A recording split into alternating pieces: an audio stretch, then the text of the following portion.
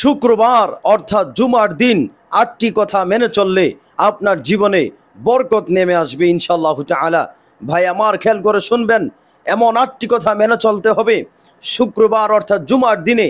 এমন ৮টি কথা মেনে চলা লাগবে, যে ৮টি কথা মানতে পারলে, ৮টি কথা মেনে চলতে পারলে শুক্রবার জুমার দিন ইনশাআল্লাহ তাআলা আপনার জীবনে, আপনার লাইফে, আপনার জীবনে আল্লাহ তাআলা বরকত দিয়ে দিবেন, জীবনটাকে বরকত দিয়ে ভরপুর করে দিবেন। আপনার জীবনে বরকত নেমে আসবে, নিয়ামত নেমে আসবে ইনশাআল্লাহ তাআলা, রহমত নেমে আসবে, নাজাত নেমে আসবে ইনশাআল্লাহ তাআলা। ভাই আমার, আমরা সবাই চাই, হ্যাঁ, আমরা জীবনে এমন কাজ করি, এমন আমল করি, এমন নেক আমল করি, যে নেক আমল করার মাধ্যমে আমার জীবনে নিয়ামত আসুক, আমার জীবনে রহমত আসুক, আমার জীবনে নাজাত আসুক, আমার জীবনে, আমার সংসারে, আমার লাইফে আল্লাহ তাআলা যেন নিয়ামত দিয়ে ভরপুর করে দেন, আমরা সবাই চাই। অতএব ভাই আমার, শুক্রবার অর্থাৎ জুমার দিনে ৮টি কথা মেনে চললে আপনার জীবনে নিয়ামত নেমে আসবে, আপনার জীবনে রহমত নেমে আসবে, আপনার জীবনে নাজাত নেমে আসবে ইনশাআল্লাহ তাআলা। ভাই আমার খেয়াল করে শুনবেন, জুমার দিন শুধু নামাজ ২ রাকাত করে ৪ রাকাত আমরা পড়লেই তো হবে না। আমরা জুমার দিন কিছু কাজকর্ম রয়েছে, কিছু কথা মেনে চলতে হবে, যে কথাগুলো রাসূল সাল্লাল্লাহু আলাইহি সাল্লাম বলেছেন, সাহাবীরাও করেছেন, আমরা করব ইনশাআল্লাহ তাআলা। ওই ৮টি কথা মেনে চলতে পারলে আপনি, আমি, আপনাকে, আমাকে আল্লাহ তাআলা নিয়ামতে ভরে দিবেন ইনশাআল্লাহ তাআলা। তো ভাই আমরা সবাই চাই আল্লাহ তাআলা আমাদের জীবনটাকে নিয়ামতে ভরে দেখ, রহমতে ভরে দেখ, হ্যাঁ, নাজাতে ভরে দেখ, আমরা সবাই চাই। তো ভাই আমার, কথা দীর্ঘ না করে এবার আসেন মূল কথায় আপনাদেরকে নিয়ে যাই। শুনে রাখুন, ৮টি কথা মেনে চললে, ৮টি কথা মেনে চললে আপনার জীবনে বরকত নেমে আসবে, আপনার জীবনে নিয়ামত নেমে আসবে, রহমত নেমে আসবে, নাজাত নেমে আসবে ইনশাআল্লাহ তাআলা। ১ নম্বর হচ্ছে, শুক্রবার জুমার দিন আজান হোক অথবা না হোক, মসজিদে আগে আগে চলে যাবেন ইনশাআল্লাহ তাআলা। ১ নম্বর হচ্ছে ভাই আমার, মসজিদে আজান হোক অথবা না হোক, সবার আগে শুক্রবার জুমার দিন মসজিদে চলে যাবেন। যদি আপনি সবার আগে, আজান হোক অথবা না হোক, আপনি সবার আগে মসজিদে চলে যান ইনশাআল্লাহ তাআলা, আপনার জীবনে আল্লাহ তাআলা বরকত, রহমত, নাজাত দিয়ে ভরে দিবেন ইনশাআল্লাহ তাআলা। ২ নম্বর হচ্ছে, শুক্রবার কাজ করবেন। ২ নম্বর হচ্ছে, মেনে চলতে হবে সুন্নাহ তরিকায় গোসল করবেন। কথা বুঝছেন? রাসূল সাল্লাল্লাহু আলাইহি সাল্লাম বলেছেন শুক্রবার গোসল করবেন নিয়ত করে, যে রাসূল সাল্লাল্লাহু আলাইহি সাল্লাম শুক্রবার গোসল করেছেন, এটা সুন্নাহ। এই নিয়ত করে যদি আপনি গোসল করেন, আপনাকে আল্লাহ তাআলা সওয়াব দিয়ে দিবেন ইনশাআল্লাহ তাআলা। যদি নিয়ত করেন রাসূল সাল্লাল্লাহু আলাইহি সাল্লাম শুক্রবার গোসল করেছেন, হ্যাঁ, এটা সুন্নাহ, আমি সুন্নাহ অর্জন করার জন্যে, সুন্নাহ অর্জন করার লক্ষ্যে আমি গোসল করব, গোসল করার দ্বারাই আল্লাহ আপনাকে নিয়ামত দিয়ে দিবেন, আল্লাহ তাআলা আপনার জীবনে বরকত দিবেন, আল্লাহ তাআলা আপনার জীবনে রহমত, নাজাত, মাগফিরাত দিয়ে ভরে দিবেন ইনশাআল্লাহ তাআলা।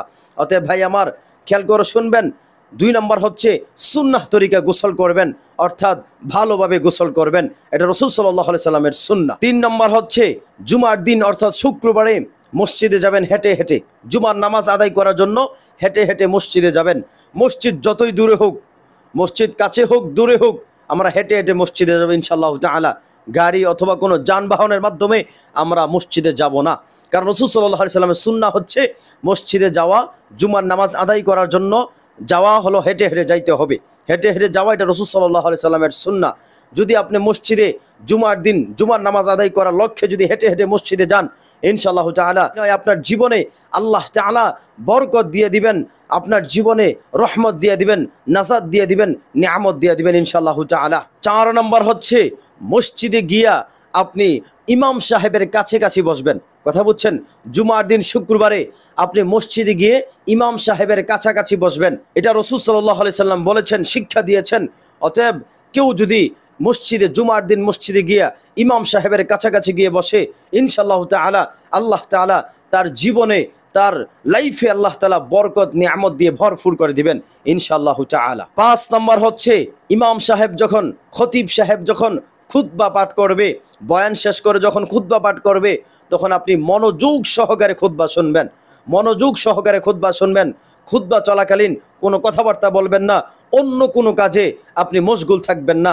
যখন ইমাম সাহেব, খতিব সাহেব যখন আপনার খুতবা শুরু করে দিবে তখন আপনি মনোযোগ সহকারে খুতবা শুনবেন ইনশাআল্লাহ তাআলা। আপনি যদি মনোযোগ সহকারে খুতবা শোনেন, এই খুতবা শোনার কারণেও আল্লাহ তাআলা আপনার জীবনে, আপনার লাইফে নিয়ামত, মাগফিরাত, নাজাত দিয়ে ভরপুর করে দিবেন ইনশাআল্লাহ তাআলা। 6 নম্বর হচ্ছে, আপনি যখন জুমার দিন শুক্রবারে মসজিদে যাবেন, মসজিদে গিয়ে অহেতুক কথাবার্তা বলবেন না। কথা বুঝছেন? মানে অহেতুক কোনো কথাবার্তা বলবেন না, কোনো ধরনের কথাবার্তা এবং কি অন্য কোনো কাজকর্মে মশগুল থাকবেন না ইনশাআল্লাহ তাআলা। যদি আপনি এটা মেনে চলতে পারেন, হ্যাঁ, ইনশাআল্লাহ তাআলা আপনার জীবনে বরকত নেমে আসবে। 7 নম্বর হচ্ছে, জুমার দিন শুক্রবারে আপনি যথাসাধ্য অনুযায়ী উত্তম পোশাক পরিধান করা, ভালো পোশাক পরিধান করা। এটা রাসূল সাল্লাল্লাহু আলাইহি সাল্লামের সুন্নাহ। রাসূল সাল্লাল্লাহু আলাইহি সাল্লাম বলেছেন, যেহেতু বলেছেন এটার মধ্যে নিয়ামত রয়েছে, এটার মধ্যে বরকত রয়েছে, এটার মধ্যে মাগফিরাত, নাজাত রয়েছে ইনশাআল্লাহ তাআলা। অতএব ভাই আমার, জুমার দিন শুক্রবারে ভালো পোশাক পরিধান করবেন। আপনার যত সাধ্য রয়েছে, আপনার যতটুকু সাধ্য রয়েছে, সাধ্যের মধ্যে ভালো উত্তম পোশাক পরিধান করবেন ইনশাআল্লাহ তাআলা। এই পোশাক পরার কারণেও আল্লাহ তাআলা আপনাকে নিয়ামত দ্বারা এবং কি রহমত, বরকত দ্বারা আপনার লাইফকে পরিবর্তন করে দিবে, ভরপুর করে দিবে ইনশাআল্লাহ তাআলা। 8 নম্বর হচ্ছে, বিশেষ করে খেয়াল করে রাখবেন, শুনে রাখেন। 8 নম্বর হচ্ছে, প্রথম কাতার পূরণ হয়ে গেছে, কথা বুঝছেন, দ্বিতীয় কাতার পূরণ হয়ে গেছে, আপনি শেষ সময়ে এসে আপনি মানুষকে ডিঙ্গায়া, কথা বুঝছেন, মানুষকে পাড়াইয়া, উল্টাইয়া, ফাল্টাইয়া আপনি সামনে যাওয়া, কথা বুঝছেন, এগুলা করা যাবে না, সম্পূর্ণ নিষেধ। আপনি সবার দেরিতে আসছেন, সবার পিছনে বসবেন। আপনি সবার শেষে আসছেন, সবার শেষে বসবেন। আপনি কেন সবার শেষে আইসা আপনি মানুষকে ডিঙ্গায়া, মানুষের উপরে পাড়া দিয়া আপনি সবার প্রথম কাতারে গিয়ে বসবেন? এটা করা যাবে না, সম্পূর্ণ নিষেধ, এটা করা যাবে না। যদি করেন বরকত ছিনিয়ে নেওয়া হবে। যদি এটা থেকে মেনে চলেন ইনশাআল্লাহ তাআলা, আপনি শেষে আসছেন, শেষে বসবেন। মানুষকে ডিঙ্গায়া, মানুষকে কষ্ট দিয়ে আপনি সামনে গিয়ে বসবেন না, এটা নিষেধ, এটা করা যাবে না। আল্লাহ তাআলা আমাদের সবাইকে, বিশেষ করে আমাকে এবং আপনাদের সবাইকে আল্লাহ তাআলা জুমা দিন অর্থাৎ শুক্রবারে এই 8টি কথা মেনে চলার তৌফিক দান করুক।